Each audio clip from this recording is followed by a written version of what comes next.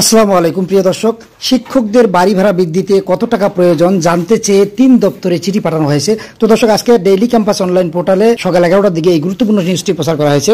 বেসরকারি শিক্ষা প্রতিষ্ঠানে কর্মরত এমপিওভুক্ত শিক্ষক কর্মচারীদের শতকরা হারে বেতন বৃদ্ধি করতে আর্থিক ব্যয় বিবরণী পাঠানোর নির্দেশ দিয়েছে শিক্ষা মন্ত্রণালয়।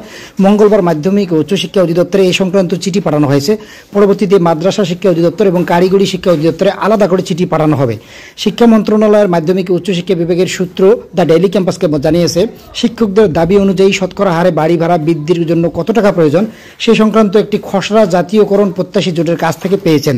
তবে এই তথ্য অসম্পূর্ণ। গ্রেড অনুযায়ী শিক্ষকদের বেতন আলাদা, ফলে সব মিলিয়ে কত টাকা লাগবে সে সংক্রান্ত একটি হিসাব অধিদপ্তরগুলোকে পাঠাতে চিঠি দেওয়া হয়েছে। নাম অপ্রকাশিত রাখার শর্তে শিক্ষা মন্ত্রণালয়ের এক উপসচিব দ্য ডেইলি ক্যাম্পাসকে বলেন, মাউসিতে যে চিঠি পাঠানো হয়েছে সেই একই চিঠি কারিগরি ও মাদ্রাসা বিভাগের মাধ্যমে পৃথকভাবে কারিগরি ও মাদ্রাসা শিক্ষা অধিদপ্তরে পাঠানো হবে।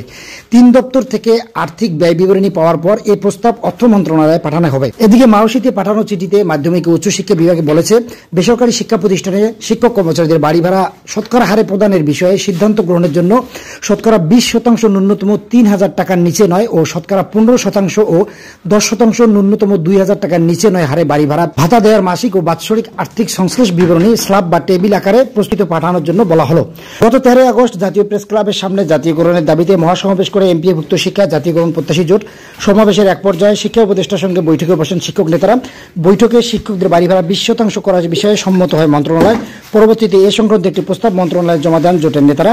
সেই প্রস্তাবের পর এবার ব্যয় বিবরণী জানতে অধিদপ্তরগুলোকে চিঠি পাঠানো শুরু করেছে মন্ত্রণালয়। তো দর্শক, আশা করা যাচ্ছে যে খুব শীঘ্রই হয়তো বা এমপিওভুক্ত শিক্ষকদের 20% বাড়ি ভাড়া বিষয়টি চালু হতে পারে। এই ছিল আজকের মতো আপডেট। ধন্যবাদ সবাইকে, ভালো থাকবেন।